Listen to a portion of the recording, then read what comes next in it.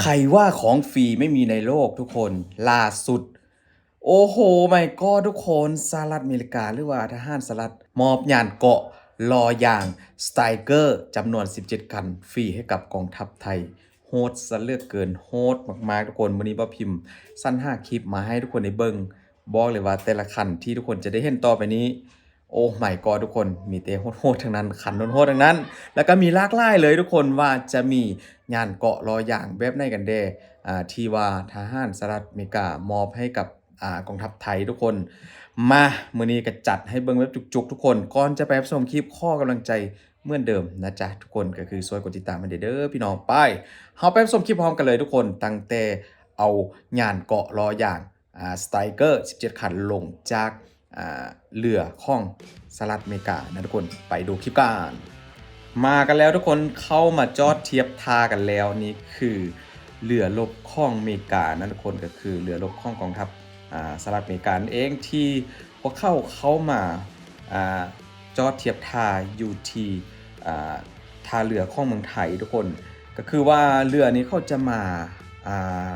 คนเอาทหารอเมริกานะทุกคนมาฝึกรบหรือว่าฝึกเขาเรียกอะไรนะอยู่ที่เมืองไทยพี่ไปจำชื่อบ่ได้ทุกคนเพราะชื่อค่อนข้างจะยากนะทุกคนคือว่าคลิปแรกทุกคนเริ่มต้นกับว่าพิมพ์จะให้ทุกคนได้เบิ่งการเข้ามาจอดเทียบท่ากันก่อนนะทุกคนด้านบนก็คือจะเป็นทหารอเมริกานะทุกคนซึ่งว่าบอกเลยว่างานนี้ทุกคนมีการเข้ามาร่วมห้องกองทัพหลายประเทศกันเลยนะกับการฝึกรบรวมกันในครั้งนี้ทุกคนและที่สะดุดตาทุกคนนี้เลยก็คือโอ้โหรถแต่ละคันของกองทัพอเมริกาที่ว่าคนออกมานะทุกคนโอ้โหมีแต่คันโคตรทั้งนั้นผ่านมาบ่พี่ไม่เคยเห็นแต่ว่าบ่คิดว่าอเมริกาเขาจะใจปั้มใจลอยใจเปขนาดนี้นะทุกคนเป็นไส้เปขนาดนี้มอบรถทั้งงานเกาะรออย่างฟรีให้กับกองทัพไทยทุกคนทั้งหมดก็คือ17คันเป็นรุ่นโหดๆทั้งนั้นเลยพี่น้องนี่แต่ละคันที่ทุกคนเห็นนี่ก็เฮาก็บ่ฮู้ดอกว่า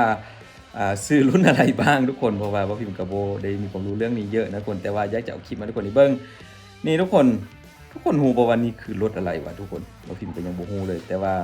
เอาออกมาคนออกมาจากเรือของสหรัฐนะทุกคนนี่ขึ้นไปเพื่อจะมีการเคลื่อนย้ายไปจุดที่ว่ามีการฝึกซ้อมร่วมกันทุกคนฝึกรบร่วมกันนั่นเองใหญ่แฮงทุกคนแต่ละคันที่ทุกคนได้เห็นนี่โอ้โหเดี๋ยวอยากจะบอกเลยทุกคนมาเป็นรออย่างทั้งหมดนะอันนี้ก็น่าจะเป็นอีกตึมคันหนึ่งหมดที่มามอบให้กับเมืองไทยนะทุกคนซึ่งว่าการฝึกครั้งนี้ทุกคนก็คือไทยสหรัฐเปิดการฝึกคอมลาโก้2026นั่นเองทุกคนซึ่งว่ายิ่งใหญ่แล้วก็คนทัพ30ประเทศนะทุกคนกำลังพลประมาณ 8,000 นาย 8,000 คนทหารเยอะมากทุกคนร่วมกันฝึกยุทธวิธีครบทุกมิติโอ้โหฟังแกซื่อกับแบบ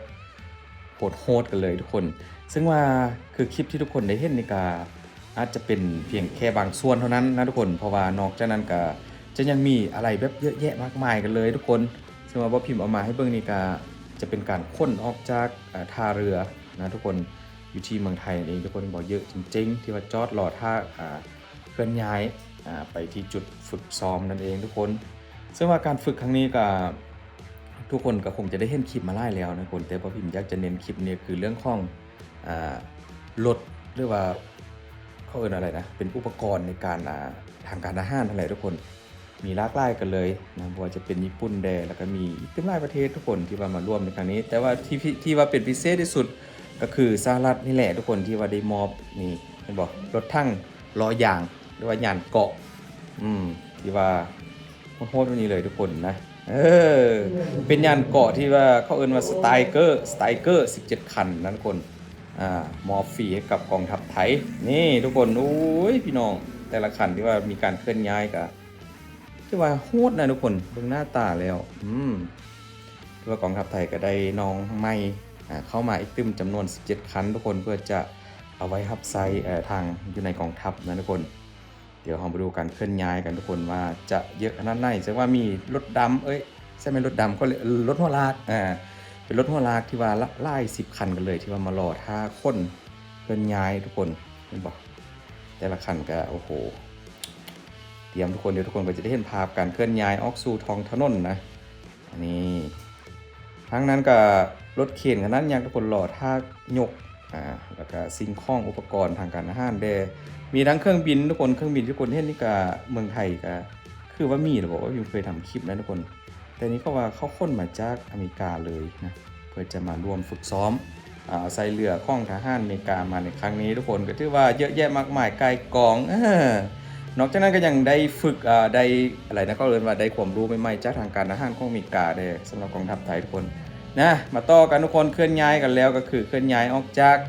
สนามบ่แม่นท่าเรือเมื่อกี้เลยนะเคลื่อนย้ายออกมาสู่ท้อง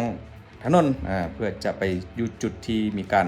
ฝึกรบร่วมฝึกซ้อมรบร่วมนะทุกคนซึ่งว่าการเคลื่อนย้ายหอบนี้ทุกคนถือว่าได้รับความสนใจจากพี่น้องชาวไทยที่ว่าเดินทางมาเจอนะทุกคนที่บอกอันนี้ก็คลิปที่ว่าพี่น้องชาวไทยมีการถ่ายออกมาทุกคนเชื่อว่ามีหลายคันแหงที่ว่าใส่รถหัวลากนี่ทุกคนแล้วก็มีรถตู้คอนเทนเนอร์ได้ที่ว่าค้นไปนะโอ้โหนี่ก็บ่พิมพ์ก็บ่เคยเห็นมาก่อนทุกคนว่าจะมีข้องฟรีเขาเอิ้นอะไรนะข้องฟรีไม่มีในโลกแต่นี่คือข้องฟรีมันมีแล้วทุกคนอยู่ในโลกก็คือพี่ๆทหารอเมริกาเข้าใจดีแฮงนะมอบรถทั้งยานเกาะรอยางนะให้กับกองทัพไทยจำนวน17คันทุกคนที่ว่าผู้ได้เห็นก็คงจะอิจฉากันมากเลยทุกคนแต่ว่าพี่น้องชาวไทยกองทัพไทยที่ว่าดีใจแฮงที่ว่าได้ของดีๆมาใส่มาเสริมเขี้ยวเล็บให้กับกองทัพไทยทุกคนนี่มีเฮลิคอปเตอร์ของทหารแด่บ่ฮู้ว่าเฮลิคอปเตอร์นี่มีการมอบให้กันหรือบ่ทุกคนมันจะมีการฝึกซ้อมเสร็จนะร่วมกันฝึกซ้อมเสร็จแล้วก็มีการมอบให้เลยทหารเขาอเมริกาเขาก็เดินทางกลับตัวเปล่ามอบให้เยอะมากนะทุกคนสังเกตเห็นบอกว่าการค้นครั้งนี้มันมีอะไรเยอะแยะมากทุกคนนะอันนี้ก็ป้าพิมพ์ก็เอาคลิปมานี่ก็ให้ทุกคนได้รู้ได้เห็นนำกันเพราะว่าอยู่ที่เมืองไทยก็มีการลงคลิปกันแบบเยอะแยะไล่ช่องทางกันเลยทุกคนแต่ว่าพิมพ์รวมให้เบิ่งเป็นคลิปเดียวกันเพื่อจะทุกคนจะได้เบิ่งแบบครั้งเดียวเลยนะเพราะว่ามีไล่ช่องทางมีไล่คนถ่ายคลิปลงตอนที่ว่ามีการเคลื่อนย้ายแต่ว่านี้ก็รวมให้เบิ่งแบบยาวๆเลยทุกคนเกือบ10นาทีนี่ก็เป็นรถอะไรวะทุกคนแต่ว่าเป็นรถของทางการทหารพิมพ์ก็บ่ฮู้จักนะทุกคนโอ้โหท่าเรือนี่ก็เป็นท่าเรือของกองทัพเรือเลยใช่ไหมทุกคนของเมืองไทยเลยบ่พิมพ์ก็เคยเห็นนะเพราะว่าเป็นท่าเรือแบบขนาดยักษ์ใหญ่กันเลยนี่เฮลิคอปเตอร์ทุกคนหลังจากที่มาค้นมาลงอยู่ที่ท่าเรือก็มีการบินกลับไปที่จุดที่ว่าเขาจะมีการฝึกรบรวมกันในครั้งนี้ทุกคนโอ้โหเป็นการฝึกรบร่วมกันที่แบบครั้งใหญ่เลยนะทุกคนเพราะว่า30ประเทศมีทหารหลายกว่า 8,000 นายนะทุกคนนี่รุ่นนี้แห่งโหดทุกคนนี่งานเกาะรอยางรถรุ่นใหม่ที่ว่ามีการมอบให้กับกองทัพไทยได้ใช้ในอนาคตโหดจริงๆทุกคนแล้วก็อย่าลืมทุกคนผู้ใดมีอย่างก็แนะนำว่าพิมพ์กันมาได้อยากให้ว่าพิมพ์ทำคลิปนะทุกคนเกี่ยวกับเมืองไทยเดี๋ยวจะไปเอาคลิปมาให้ดูแล้วก็พูดคุยกันอยู่ในคลิปไปเรื่อยๆทุกคนโอ้โหอันนี้ยาวแหงทุกคนโอ้โหบอกว่าเป็นรถทั้งรุ่นไหนนะทุกคนดังนั้นนี้ทุกคนปิดท้ายด้วยภาพการเปิดพิธีนะทุกคนการฝึกรบรวม30ประเทศแล้วก็มีทหาร 8,000 นายเขาร่วมมีเกาหลีด้วยทุกคนเกาหลีใต้นะไปสังเกตไว้เห็นถุงลาวเดี๋ยวน่าจะมีลาวนะบอกทุกคนนี่เยอะมากทุกคนในการพิธีแบบใหญ่เลยนะทุกคนมีผู้นำระดับสูงทางการทหารมาร่วมโชคดีไล่นะแล้วก็พี่อเมริกาทหารแต่ละคนเข้าใจดีแหงนะมีการส่งมอบให้ทึ่งมือกันเลยค้นมาให้ทึ่งทึ่งแผ่นดินไทยกันเลยก็คือรถทั้งงานเกาะรอยางนะทุกคนสไตเกอร์นะทุกคนที่ว่าทันสมัยแล้วก็โหดเหี้ยมนะ17คันมอบฟรีให้กับกองทัพไทยทุกคนขอบคุณหลายๆทุกคนอัปเดตไปเรื่อยๆหลายคนบ่ฮู้ว่าได้ไปดูมาแล้วหรือบ่แต่สำหรับพิมพ์ที่ว่าก็เห็นครั้งแรกแล้วก็ยิ่งใหญ่หลายกับรถแต่ละคันกับพิธีการมอบแล้วก็การมอบครั้งนี้ก็ราคามูลค่านี่ก็บ่ต้องพูดถึงนะคนรถแต่ละคันก็ถือว่าหลาย10ล้านบาทอยู่แล้วทุกคนขอบคุณหลายๆทุกคนขอให้ทุกคนโชคดีเด้อเจอกันคลิปพรุ่งนี้ก็แล้วกันขอบคุณหลายๆบ๊ายบาย